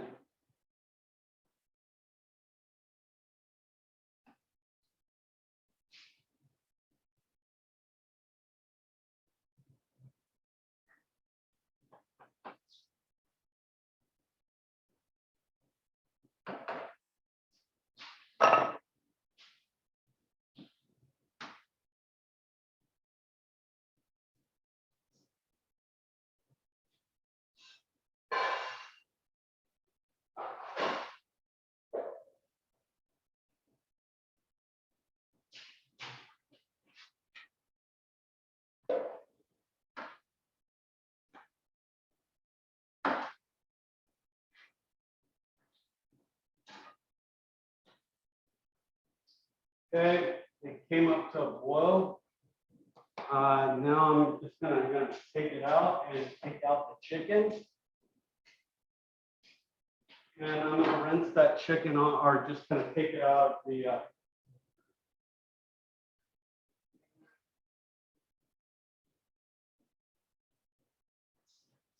you have a spider or a strainer to take out the chicken. Let me show you what has kind of a whitish look to it. Something like that. I'm gonna take out my chicken. I'm gonna get a container to put it on. You know, if you had a pie tin, you had something.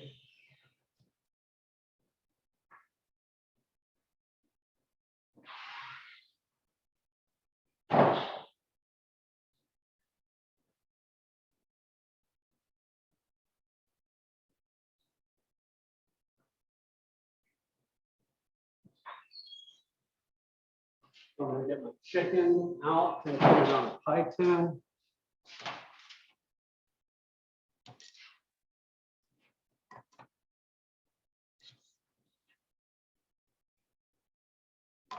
Looks white. I don't know if you can see it. Looks white. Let that sit. And get rid of this water now. Don't need it any longer. But I use the same water, just you don't have to use up pots or any of that sort of stuff. For you.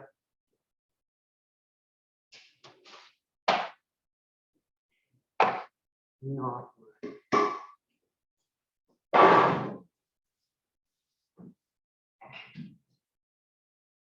all right, now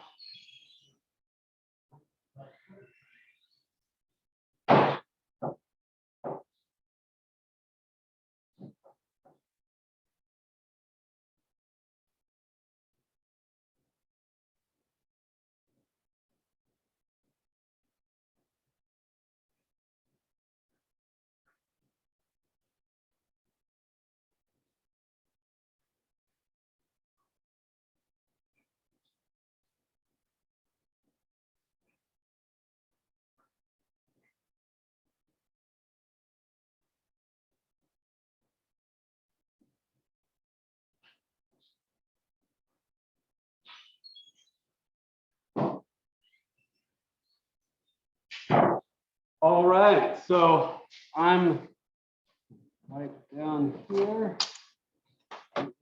Any excess equipment we do not need. We need to get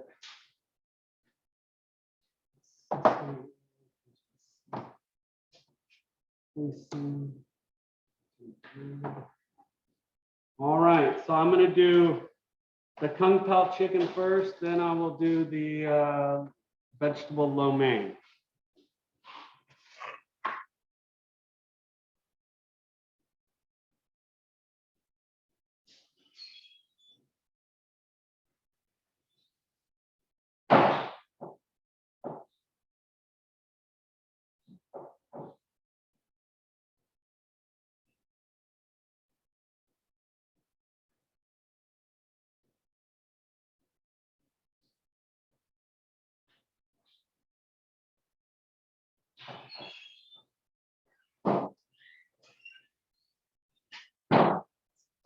let's do this crazy day. All right, so I got my heat on my wok. It's hot. Okay, so we're doing this one that's showing right here. So I'm gonna put in a little bit of oil. And a little too hot. Little oil into my pan, into my wok right here. You can hear it kind of popping. Yeah.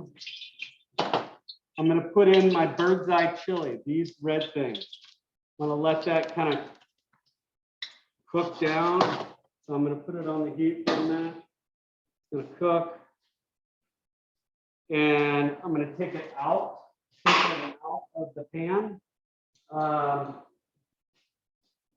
don't want them to burn, and I can always put them back in. But this helps me determine how my heat is, what my heat is like.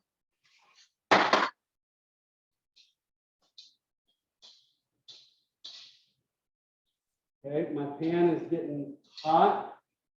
I can tell because my bird's eye chilies are starting to darken. Now, at this point, if you don't have good ventilation at your house, it might choke you up a little bit. Here's my velvetized chicken. I'm gonna go ahead, put that in first. The reason why, and it's kind of staged, because I wanna get a good Maillard reaction.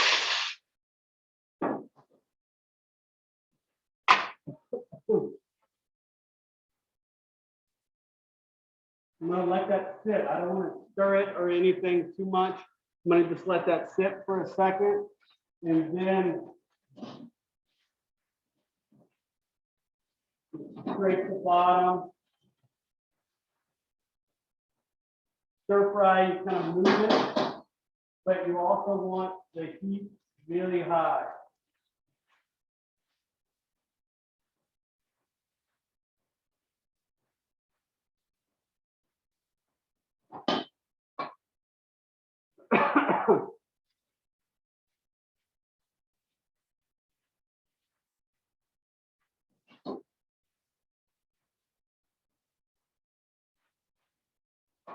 Okay, let that brown a little bit.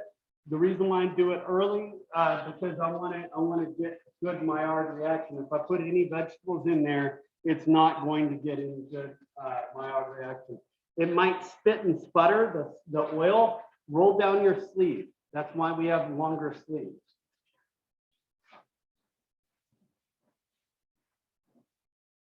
It should take a lot less time if I had a real, like the real heat of a wok. It shouldn't take this much time to cook the brown chicken.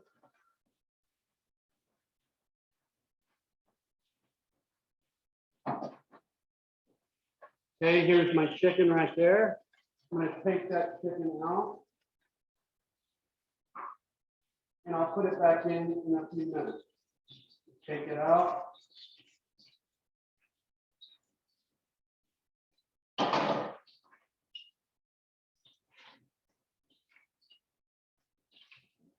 Okay, so I got my chicken out. Now it's all my vegetables. So I've got scallions, bell peppers. So I'm gonna do bell peppers first. I'll do the green, the white part of the scallion.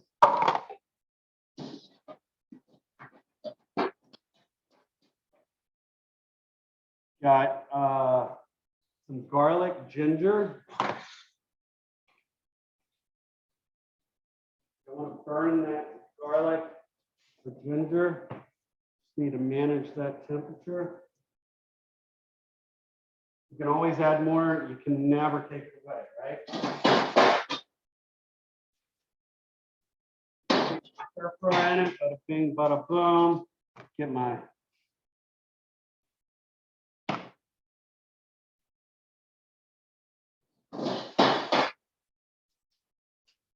see, that's my vegetables right there. put my chicken back in. I've got Szechuan pepper right in, little soy, or actually I'm gonna do a little hoisin first and then some soy. Hoisin is the thicker product.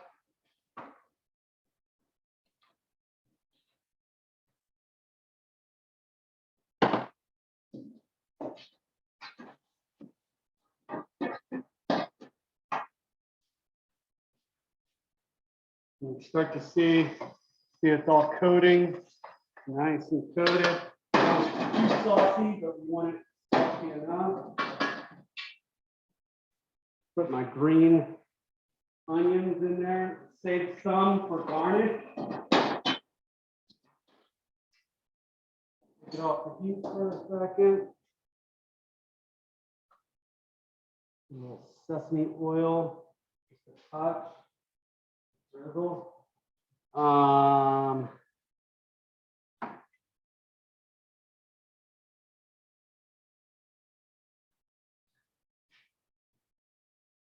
And if you need cornstarch slurry, but you see how I don't really need it. I mean, I guess I could put it in a little bit. Let me get my, I'm gonna just kind of add a little of that cornstarch slurry, let it come.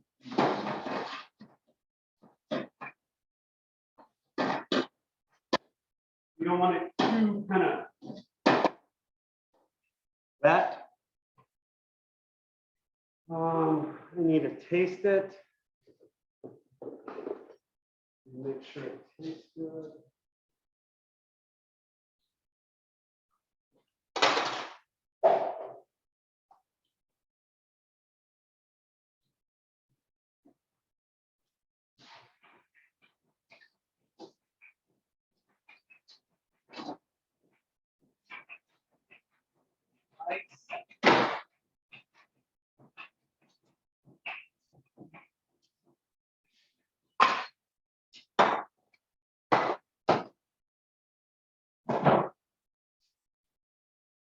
Some rice.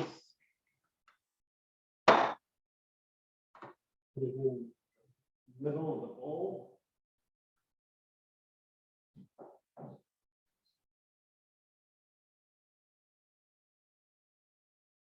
Now again, you don't want too much rice. You need just the right amount of rice. Remember, you don't want to fill it. You don't want to have it too awkward and too much rice compared to the product. Got my rice sitting in my bowl here. I'm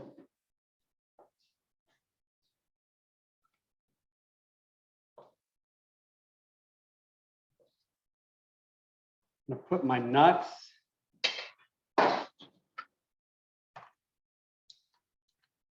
And the last little bit of green onions, green scallions that are on a hard bias. Here we go. That is chicken kung pao. Okay, so that is chicken kung pao. I'm gonna leave that off to the side for a minute.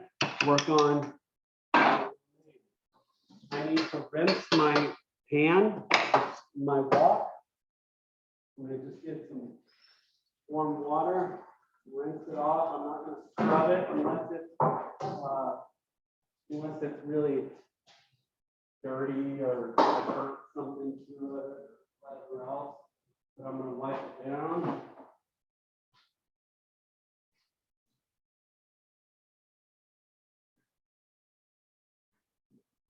And did you see how long it really took? Not long at all. So that's why you have to have everything staged up ready for you.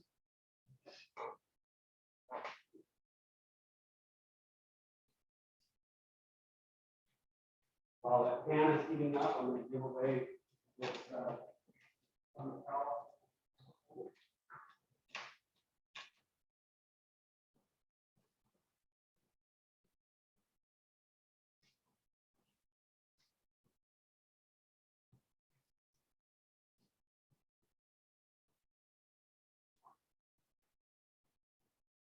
I like to not toss my nuts in the sauce because I don't want it to be wet or any of that sort of stuff. So what I usually do is I put it in at the very end.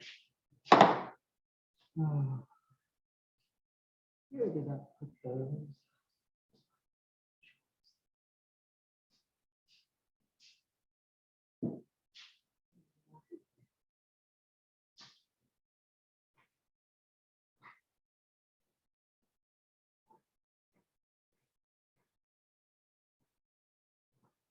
All right, for the lo mein. Let me get to the recipe.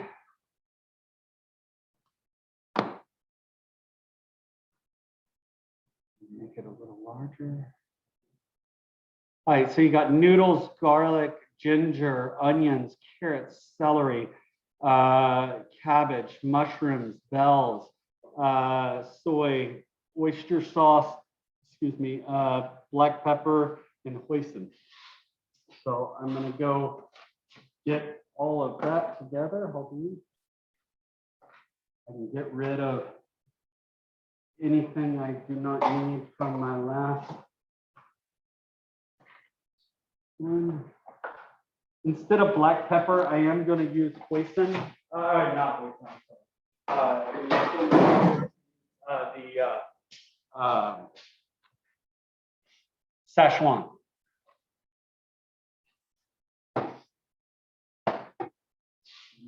Vegetables over here. All right, so we got. So I'm going to use a little bit of sesame oil and canola oil to cook my vegetables. Just make sure you're easy on the oil because again, we don't want it too fatty. We don't want it too greasy. Okay, so I'm going to turn on the heat. Got pretty much everything staged up ready. So I'm going to do onions, carrots, celery, bell peppers, all of that, kind of cook it until they're all done.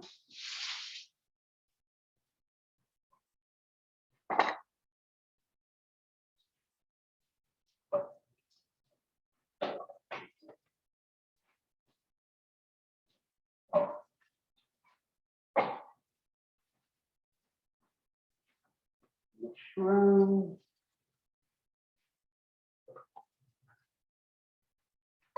This is vegetable, so a vegetable product.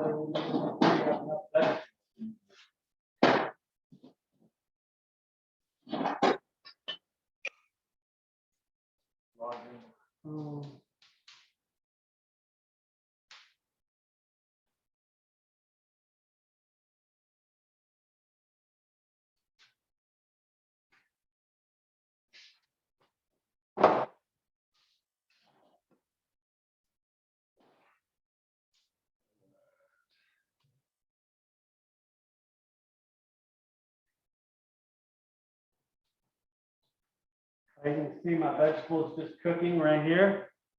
All right.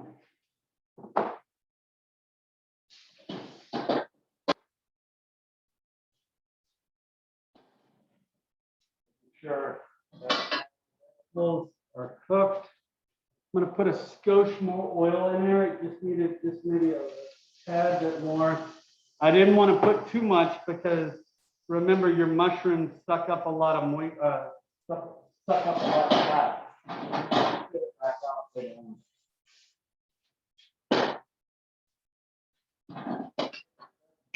Now I can put in my ginger.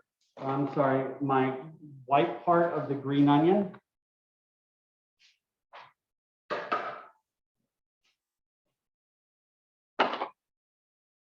Ginger, a little garlic.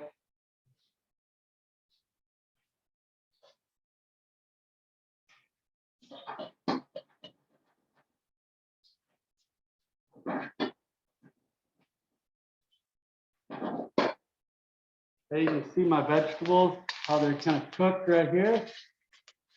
Got some color to it. And here. Okay,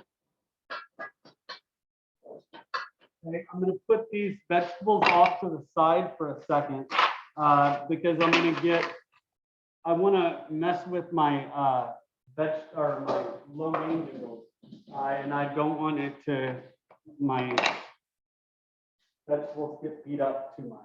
So I've got my lo mein noodles. Now, so basically I've got everything except the cabbage in there. I'm gonna go ahead. Oh, shoot. I'm gonna put my cabbage, just my raw cabbage, sitting on my cooked vegetables, because I will put, when I put it all in there, I will cook the cabbage, but I'm gonna just put, if you can see, the raw cabbages are on top of that cooked vegetables, just so whenever I cook it, then my cabbage will kind of cook down a little bit, but you want kind of body to that cabbage. So I've got my noodles right here. And then what do we have? Oyster sauce, soy sauce, hoisin sauce. And so what I'm gonna do is I'm gonna go ahead, I'm gonna put in my noodles.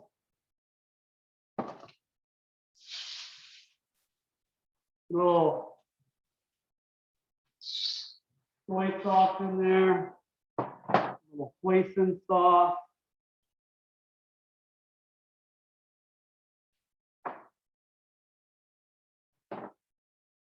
I like to use a little sesame oil myself, just a skosh.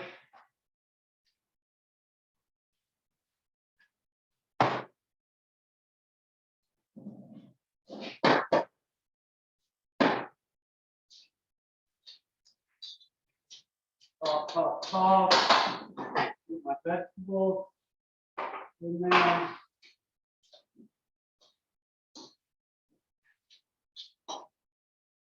Put a little more hoisin in there. I'm gonna put some Szechuan peppercorn, or just some Szechuan in there.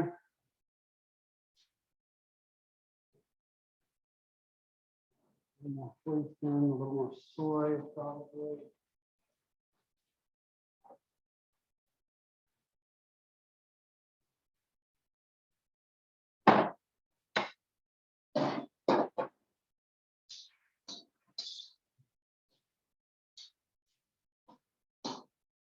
You want it saucy, but not too saucy. You want enough sauce to cover the pasta.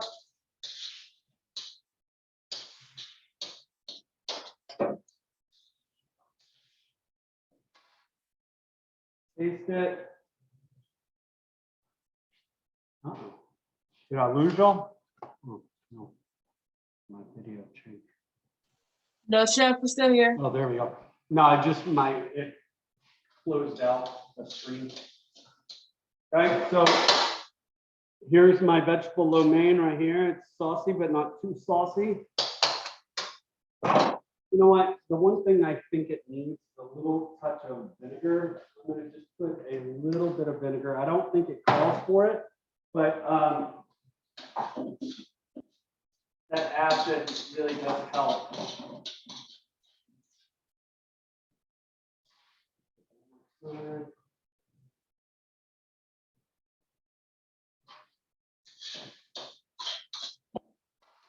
Well,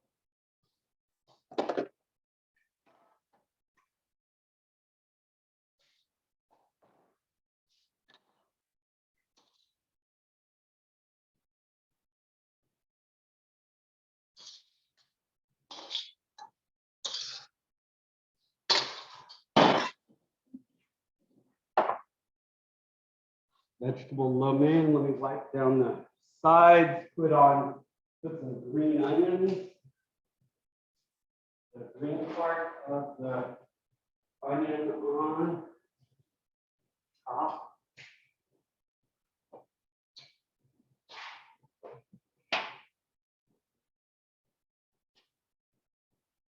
Way too much, so I'm going to go ahead, take this, put it into a different bowl.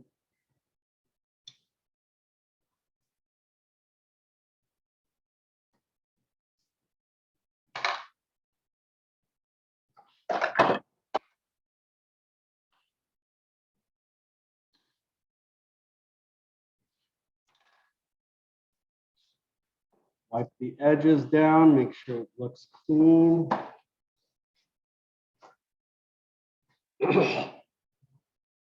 Put a little bit of green onion as garnish, the green part. Bing, bada, boom. So there is the vegetable lo mein and the chicken kung pao. Questions, problems, concerns. So really, it took less than 20 minutes to cook both of them. All right, I'll be right back.